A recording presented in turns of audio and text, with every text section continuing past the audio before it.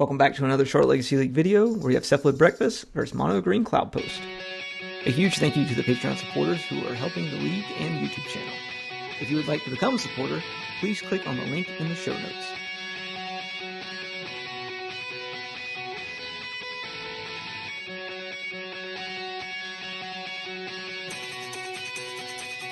Game 1, Dan's on the play and he kept 6. Peter is on 7. See a ponder coming from Dan. So Dan's playing a modified version of the Cephalid Breakfast deck that is running Nadu as well. So he has two different avenues to win the game. Mostly make your opponent concede out of boredom because you're doing a whole bunch of Nadu stuff. Or he can Cephalid Breakfast and work through his deck using Cephalid Illusionist, a Nomad's Encore, or a Shuko, both of which are also played in the Nadu deck. So it was a natural fit for the deck to pick that up. We'll see a Nomad's Encore and then a Once Upon a Time coming from Peter here. So Peter is new to our league. He comes from somewhere that's not Charlotte. I'm not entirely sure where. But we're excited to have him and excited to see his shiny decks come play with us. And now we see Dan with the Saga. So we've got a Cephalid Breakfast deck with Urza Saga and with Nadu. So the deck attacks on 3 axes. We're going to see a Disruptor Flute come into play. At the end step, more than likely going to name Urza Saga. Oh, nope, just kidding. We're going to name Nomad's Encore, and off to the races we go. So the Nomads is turned off. Shuko is still available coming. And then we see the new card that comes from a commander deck that turns all of your lands into Urza lands, which is pretty cool. And that's a new version of the Mono Green Cloudpost deck. It gets to play Urza's Tower along with that. It doesn't have to play all 3 of the Urza lands, just only has to play the 2 of them. So it's a pretty neat option that the deck now has as well. We've got another Nomad's Encore, one coming over at the Karn here, and then we do have our Saga up.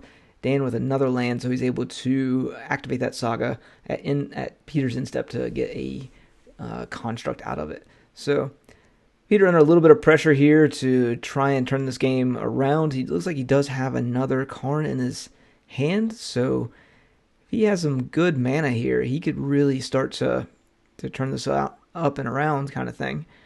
We'll probably see a Cloudpost. This is what it looks like is coming out of Peter's hand here. Saw an uptick on the Karn. I wonder if he targeted the Disruptor Flute on that particular instance, because it would give him a blocker available. And then a fetch and good play, good heads-up play by Peter there. I think Dan could have probably skipped fetching there and just used his fetch land to make a construct because of the Yavimaya that's out. He may have overlooked that, but it's definitely something that he will notice when he watches this match, hopefully. 2 more coming over to Karn. Not a big deal for Peter because he does have another one in his hand. I'm sure he'd like to get at least a something down. I don't know what I'm trying to say. But there's the Teferi. So the Teferi is in play. It can bounce the Disruptor Flute at instep or during Dan's next turn, and then Dan can have his Nomads Encore online. Peter's going to have to play at a sorcery speed game. 4 mana coming out.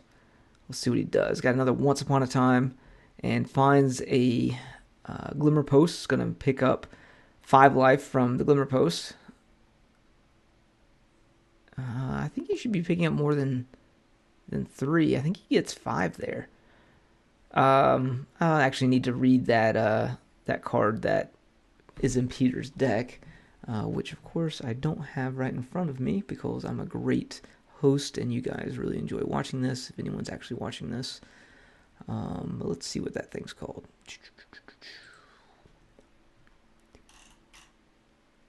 Planner Nexus, and Planner Nexus says, Planner Nexus is every non-basic land. Oh, okay. It's not every land turns into it, just Planner Nexus turns into it. So it is a Locust as well. So he did gain 3 life. Okay, so now that I know, there's... yeah, All right, so One Ring is in play. We're probably going to see a down tick on the Teferi, hitting the Disruptor Flute, and then there's a Cephalid in hand as well, and no way for Peter to interact because the Teferi's in play. So we've got this sped up for you, just because there's no need to run it at normal speed because he's churning through his deck to find his Narcomoebas. Looks like we saw the Dread Return already. And Peter's just going to take a look at the deck before the end of the game, and then we'll see a Dread Return come through, see in game number 2. If you've been enjoying our content, please be sure to like, subscribe, and leave a comment below. Number 2, Dan's going to be on 5, Peter's going to be on 7, and he's on the play, leading off with the namesake of the deck, Cloudpost. Island back over from Dan and pass back Tower into a Vexing Bauble. That's very good for Peter because it's going to turn off Dan's counter spells. And that's the interesting thing about the Vexing Bauble in Vintage or in Legacy, is, you kind of have to force a will it, otherwise your force of wills are no good. And you're just left with dead cards in your hand. But at the same time, you're force of willing that instead of force of willing something that you would rather be force of willing, or counterspelling in general, kind of thing. Force negation, or force of will. Any free particular mana ability, or free spells, I should say. Got a Tabby in play, so not producing any mana, but it doesn't look like he's in too big of a rush to do that. He does have a Ring and Karn in hand. He also has a Kozilek's Command in his hand as well. Is that a Kozilek's Command? Is that correct? Yeah, Kozilek's Command. I'm thinking of the other Kozilek, I think. Or the other K Command. Yeah, whatever the other K Command is. Alright, so there is the Kozilek's Command for, it was like 0. Does that seem right? What does that do for 0? It does fuck all. I don't know.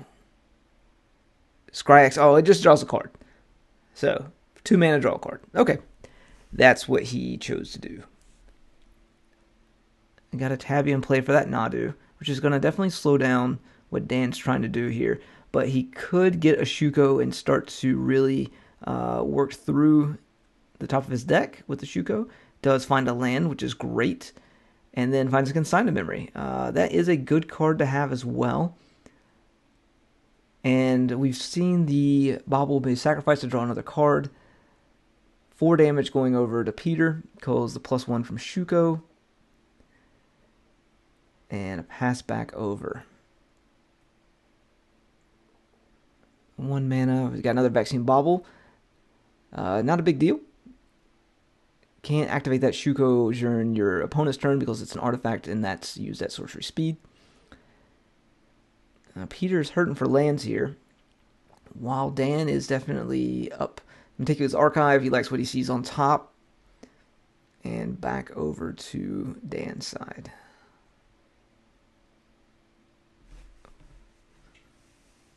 One mana for the Nadu. We're going to see the activation. Found an Oracle. He has to put that in hand. So now Therian Macabre doesn't matter. Prismatic Ending, another great card for Dan to pick up. I could see Dan playing the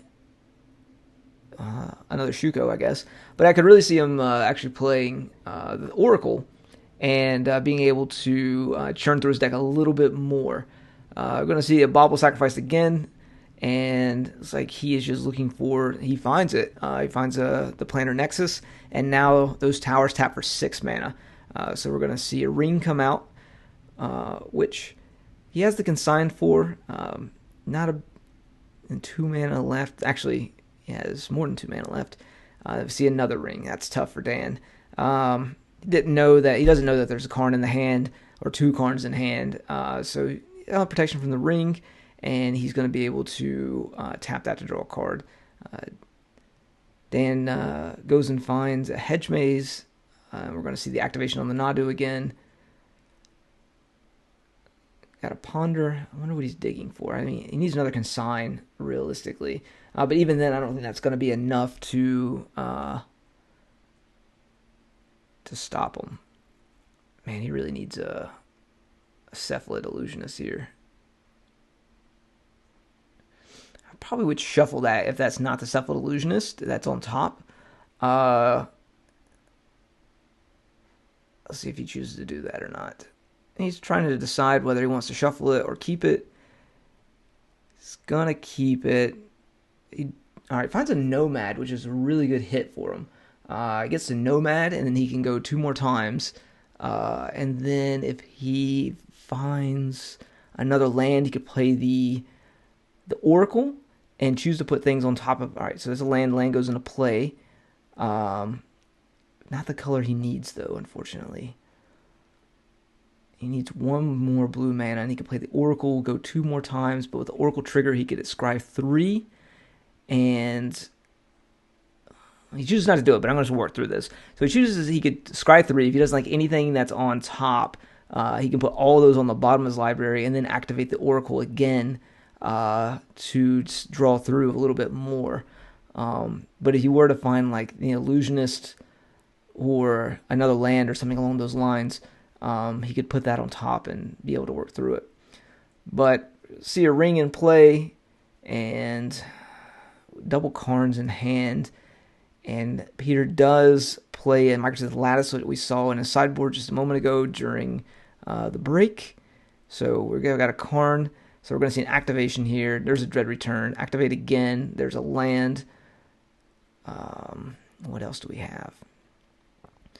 Activate again. It's looking for a Force of Will. Artifact doesn't work. And a Brainstorm. He could Brainstorm here looking for a Force of Will, which would be ideal for him. So, all right, so he does have a Force of Will. He's going to pitch the Brainstorm. I probably would have pitched the Oracle there. I think that's probably a little bit more important.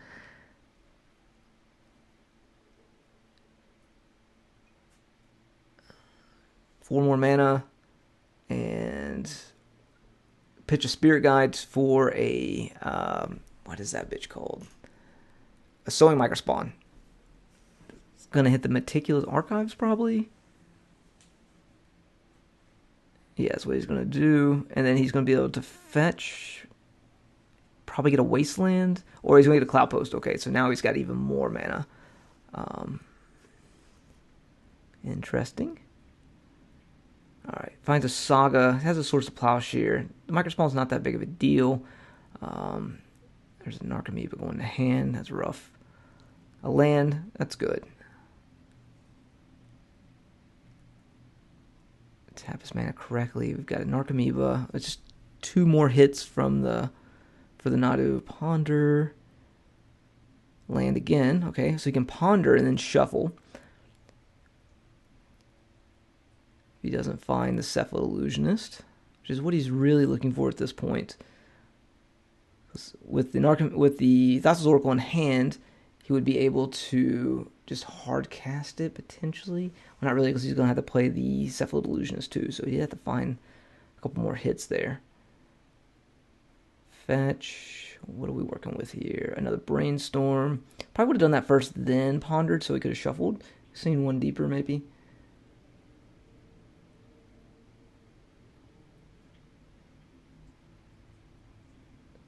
Definitely put back the Dread Return.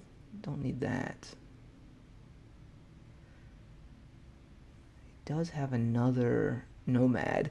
So with the Nomad, he could go again with the Nadu. Man, this is a pretty neat deck.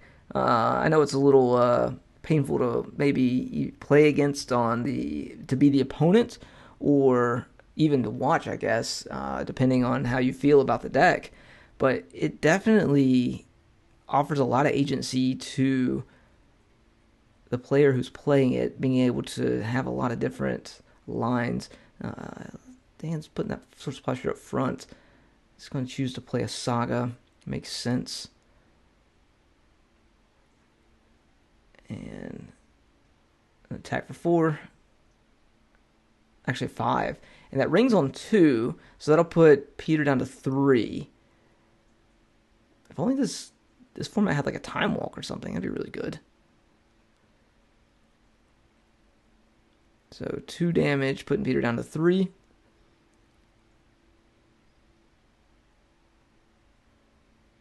So we're going to see an activation, probably all the way around. The prismatic ending's no good. Sorcery speed. Narcomoeba at hand. Yep. Another Narcomoeba at hand. No Force of Will to be found.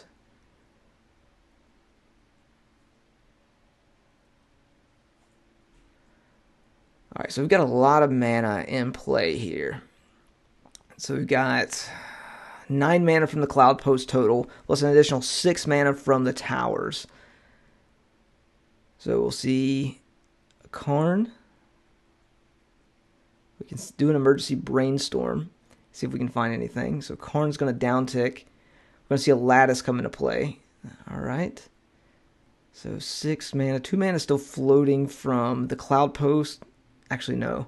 No mana floating from the Cloudpost, but there is an additional 4 mana available to Peter. Rings on 2. He does have an additional backup ring in hand. So it's not exactly going to kill him. Peter should just replay a ring this turn if Dan doesn't have anything he can do.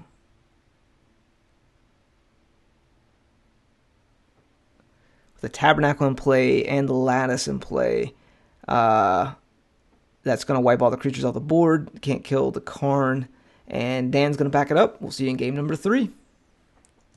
In game number 3, Dan is on 6 and on the play. Peter has kept 7.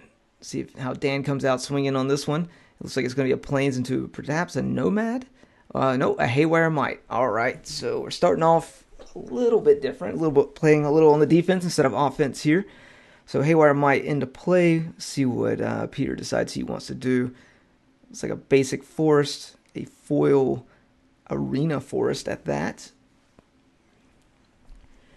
Originally from Urza Saga art. All right. Come on, Dan. What do you got for us? An attack for 1. Peter is feeling the pressure right away from Dan. And we'll see a fetch and a ponder. See if he likes what he sees on top or if he's going to shuffle it up. Looks at 3. If he finds what he likes, he might be well on his way to working through this. Taking his sweet, sweet time. And he likes what he saws. He likes what he saws. I think he likes what he sees is the correct English, grammatical English for that. So I don't doubt anybody's even listening at this point. We got a Dismember. Peter not a fan of the Haywire Might. Dan forgot to gain 2 life off of that because when it dies, you get 2 life off of it.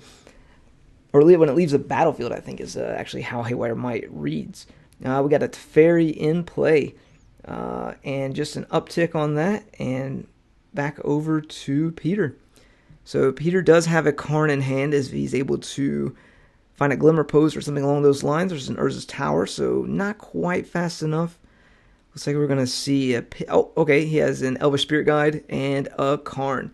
So artifacts are turned off for Dan. And not something you can quite bounce with the Karn, or with the Teferi.